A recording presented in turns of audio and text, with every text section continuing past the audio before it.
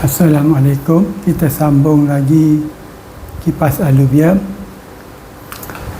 Okey, kali ini kita lihat proses-proses pengenapan yang berlaku dan jenis-jenis endapan yang terhasil ataupun fasilis yang terhasil di kawasan kipas aluvium.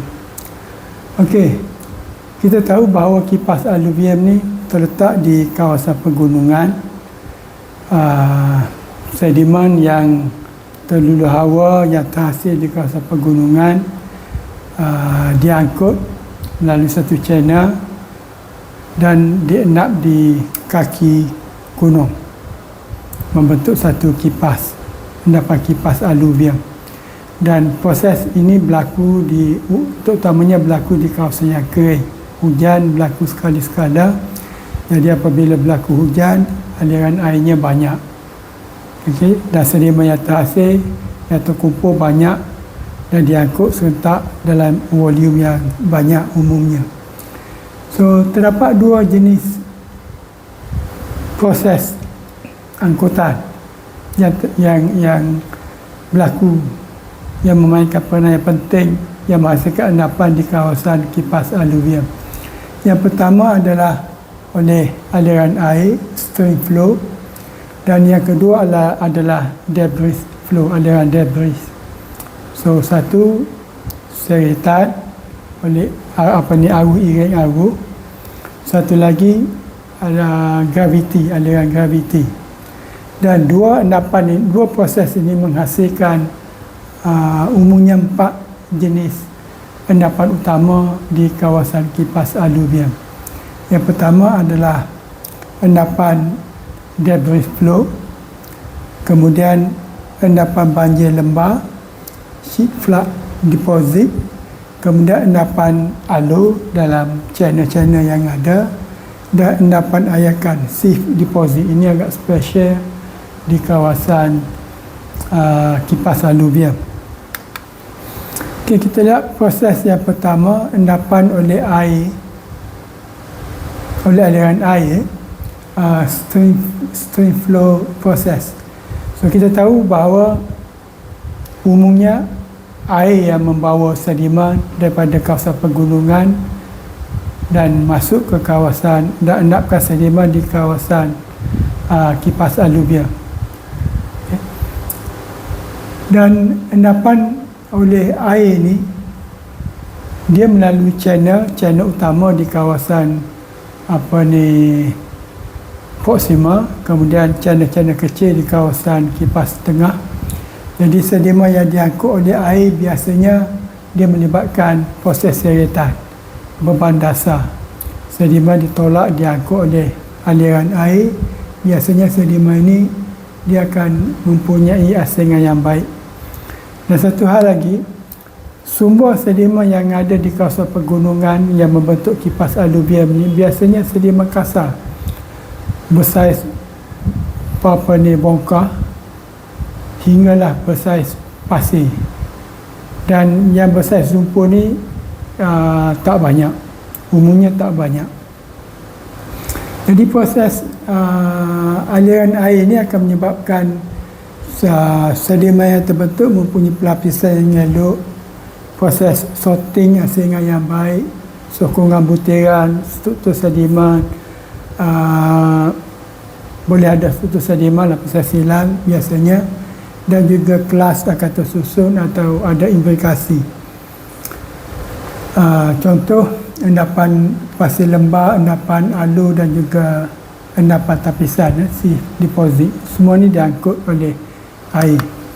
Manakala proses pengenapan oleh aliran graviti ataupun debris flow ni, dia biasanya mesti berlaku di kawasan yang curam.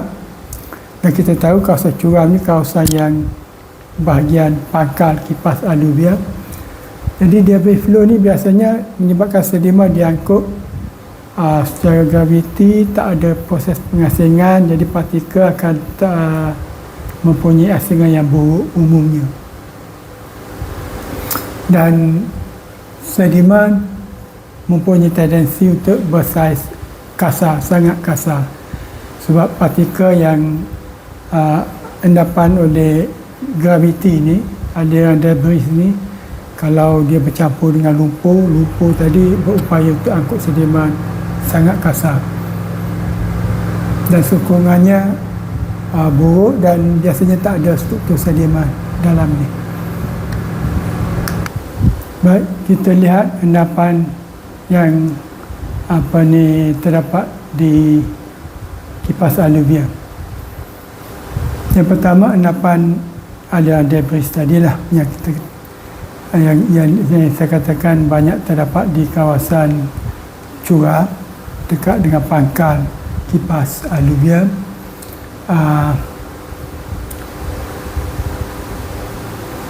Dia terdapat di kawasan yang kawasan yang curam. Jadi biasanya aliran debris ini akan menghasilkan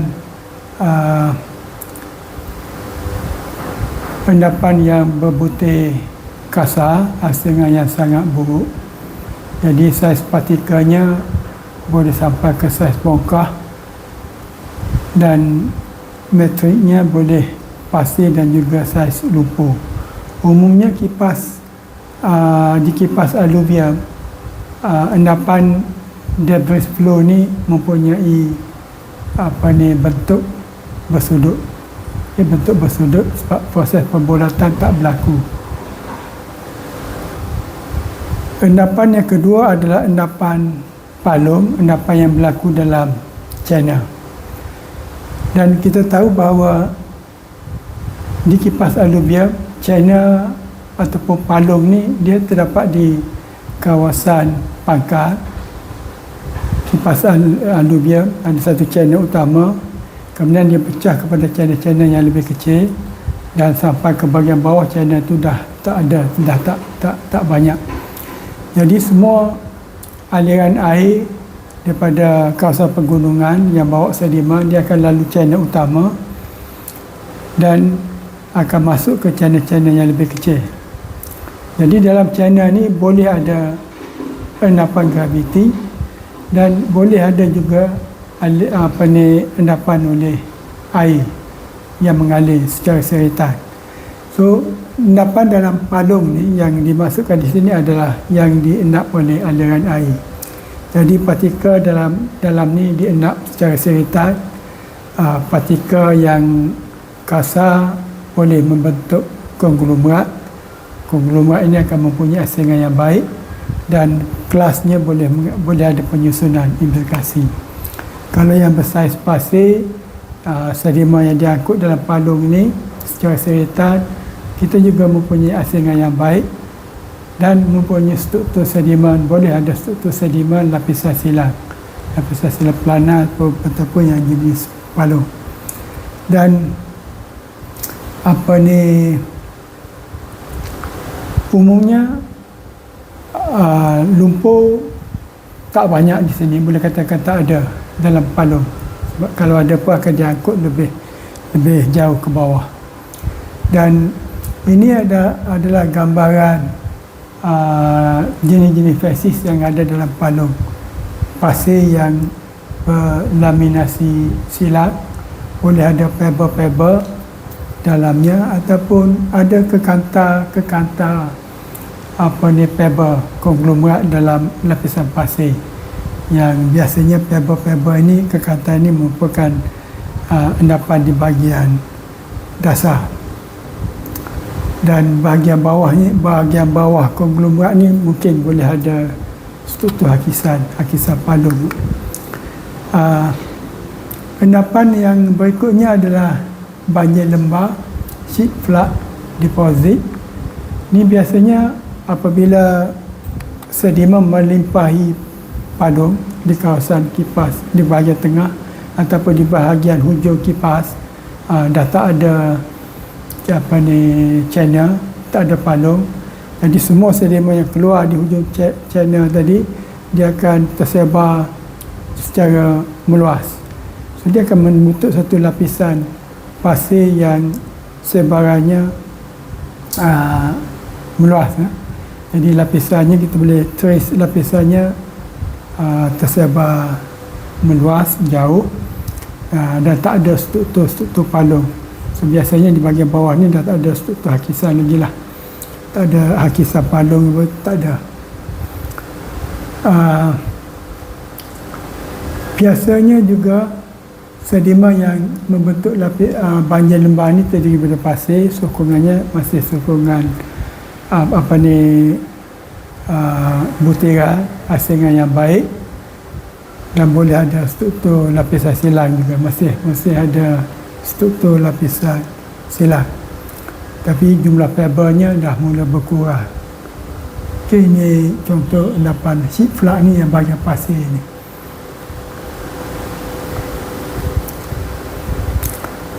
Biasanya ketebalan pasirnya agak nipis berbanding dengan di bahagian palung tadi. Satu lagi endapan yang agak special di bahagian kipas aluvium adalah endapan tapisan. So, endapan tapisan ini biasanya berlaku di kawasan yang sumber sedimennya banyak kerikil. Jadi apabila sedimen diangkut masuk ke dalam kipas aluvium secara graviti, terendap endapan graviti di bahagian pangkal, dan kemudian diendap dalam palung-palung yang ada di bahagian pangkal ataupun bahagian tengah kipas.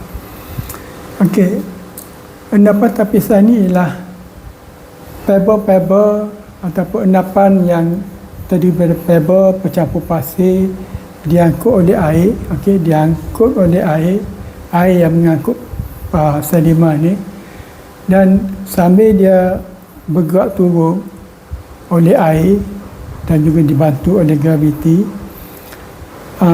sampai di bahagian tengah, air yang mengangkut sedimen ni dia meresap masuk ke bawah lapisan ataupun permukaan kipas aluvium.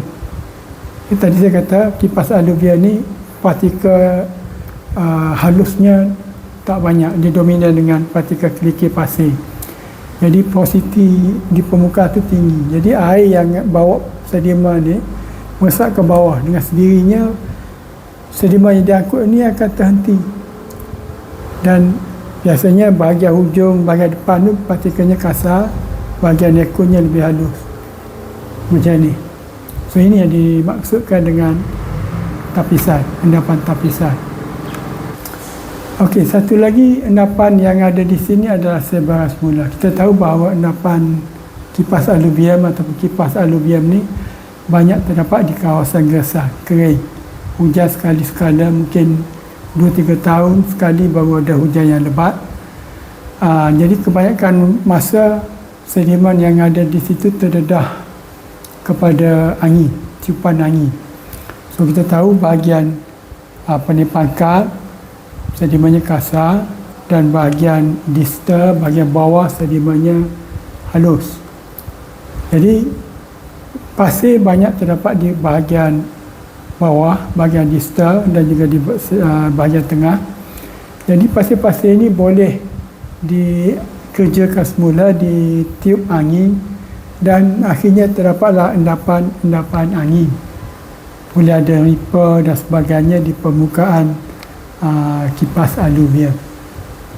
Walaupun asalnya oleh endapan air, ripple ni tak terhasil kemungkinan, tapi apabila dah terdedah kepada cuaca kering, kemudian ditiup oleh angin, ripple ni boleh terbentuk.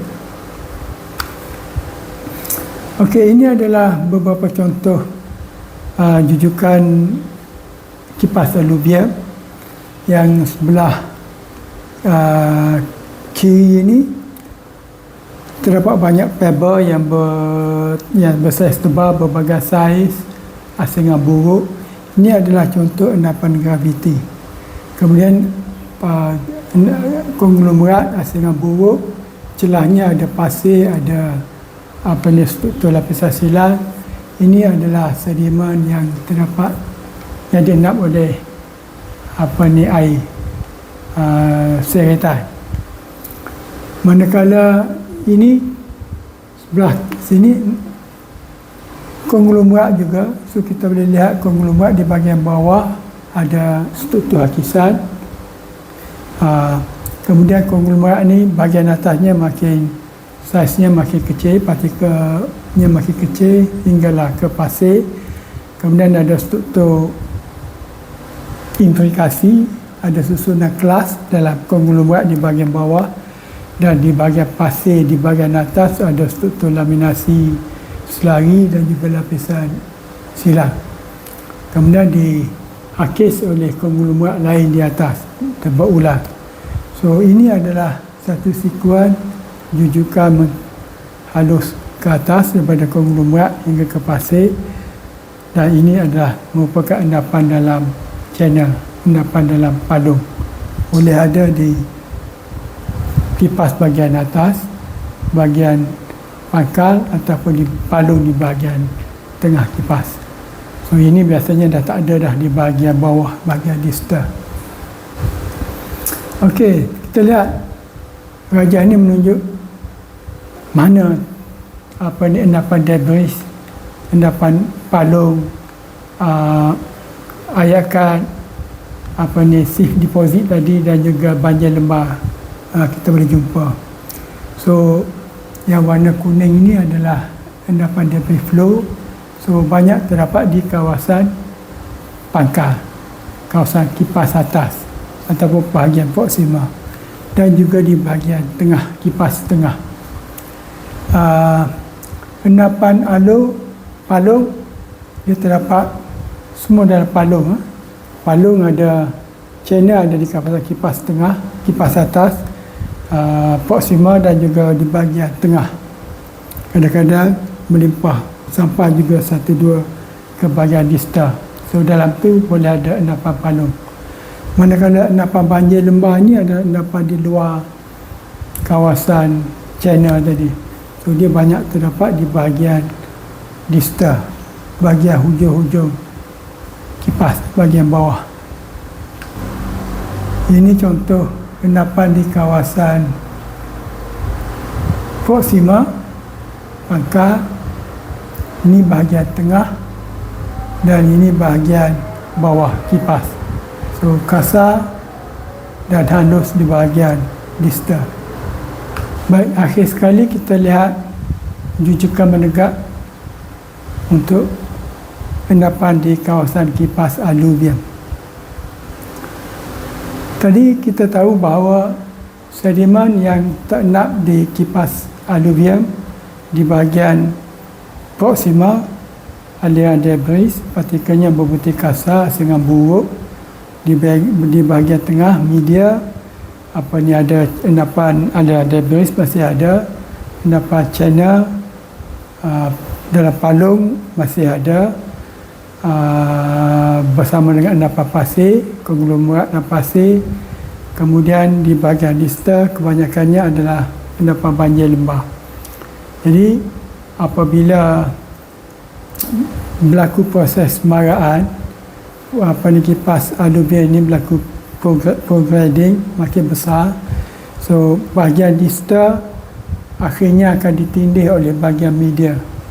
Bahagian media ni pula akan, bila dia makin membesar, kipas ni makin membesar, akan menindih bahagian media. Jadi proksima bahagian atas, media di bahagian tengah, dan distal di bahagian bawah.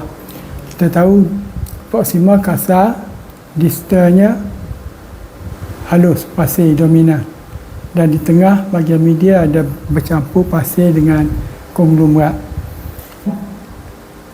Okay. Apabila berlaku proses pemarahan kipas aluvium, apa yang kita dapat ialah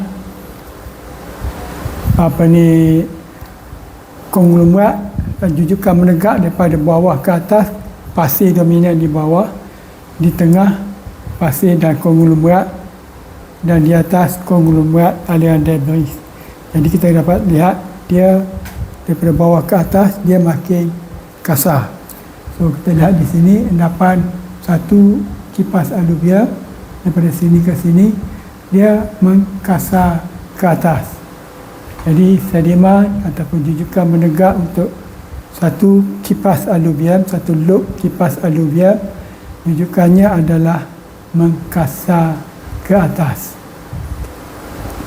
Okey, kalau kita lihat raja ni, kita akan dapat lihat banyak siri rujukan mengkasar ke atas. Mengkasar ke atas, kemudian satu lagi mengkasar ke atas, mengkasar ke atas. So kalau kita balik ataupun kita ingat kembali kuliah sebelum ni, saya ada sebut tokokan genetik. Tokokan genetik. Jadi yang bahagian endapan proksima, endapan media, endapan distal, tiga endapan ini bila berlaku proses maraan, dia akan menghasilkan satu sekuens. Bahagian distal ditindih oleh bahagian media ditindih oleh bahagian proksima dan menghasilkan sedimen halus kasar di atas. So satu rujukan mengkasar ke atas ini, itu adalah tokokan genetik, satu tokokan genetik, satu sekuens fesis, sekutuan fesis untuk kipas aluvium. Dan kita tahu, saya ada cakap sebelum ni, kipas aluvium biasanya terletak di bahagian sesar. So bila terbentuk satu kipas aluvium, loop kipas aluvium menghasilkan satu mengkasar ke atas, ada kemungkinan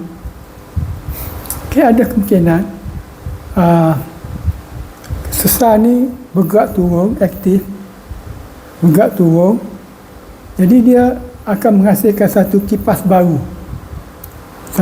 baru di atas kipas yang sedia ada. Jadi kipas baru ni akhirnya akan membesar, akan prograding dan menghasilkan satu sekuens mengkasar ke atas yang lain. So kita ada dua sekuens mengkasar ke atas dan proses ini berterusan. So akhirnya kita akan dapat lihat mengkasar ke atas, mengkasar ke atas, mengkasar ke atas. Dan keseluruhan boleh siri mengkasar ke atas ni, sekuens yang besar ni mengkasar ke atas, ataupun mengkasar ke atas, tapi keseluruhan siri yang rujukan yang besar ni dia makin halus, makin menghalus, tapi setiap satu mengkasar ke atas. Boleh berlaku. Okey, ini yang saya jelaskan tadi. Bila berlaku sesar, so akan ada kipas yang baru di atas kipas lama. Bila sesar ni bergerak lagi, so kita akan dapat banyak sekuens mengkasar ke atas, mengkasar ke atas. Satu lagi sebab mengapa boleh berlaku rujukan beberapa kali mengkasar ke atas ataupun perulangan, ialah bila kita ada dua kipas aluvium yang bersebelahan. Dua kipas aluvium bersebelahan, kita tahu kipas ini dia menghasilkan rujukan mengkasar ke atas. Yang ini pun mengkasar ke atas. Kalau kipas ini menerima banyak sedimen, dia akan membesar, akhirnya kipas ataupun loop kipas nikon ni menindih kipas di sebelah ni. Contoh yang ni. Bila yang ni membesar, akhirnya dia menindih yang sebelahnya. Yang ni menindih sebelahnya. Akhirnya kita akan dapat satu kipas menindih kipas yang bersebelahan. Kemungkinan ada kipas lain menerima sedimen lebih, yang ni dah mula kurang, yang ni pula akan membesar menindih yang ni. Atau ada satu lagi yang lain menindih yang sedia ada ni. So mungkin kita akan ada beberapa loop, beberapa kipas yang bersebelahan yang saling menindih antara satu sama lain. Ini juga akan menghasilkan beberapa siri rujukan mengkasar ke atas, perulangan. Setiap satu perulangan, satu sekuens mengkasar ke atas, itu menggambarkan satu tokokan genetik ataupun sekutuan fesis untuk satu kipas aluvium. Jadi ini menunjukkan bahawa berlaku proses perulangan ataupun mungkin ada kipas yang berbeza yang saling menindih antara satu sama lain. Ketebalan kipas, jujukan kipas aluvia ni berbagai. Dia bergantung kepada sumber sedimen dan sesar tadilah. Kalau sesar tu aktif, kipas aluvia terbentuk, kemudian bergerak turun, sesar bergerak turun, kipas yang sedia ada ni bergerak turun membentuk satu kipas lain, kemudian proses ini berulang. Jadi jujukan kipas ni boleh sangat tebal. Contoh yang saya katakan tadi, Death Valley tadi, kipas aluvia di Death Valley sampai 3 km tebal. So, kalau satu kipas saja mungkin 100 meter, bergantunglah kepada banyak mana sumber sedimen yang ada, berapa lama sedimen kipas aluvia ini terbentuk, dan keaktifan sesar yang ada. So, saya ingat itu saja berkenaan dengan kipas aluvia. Sekian.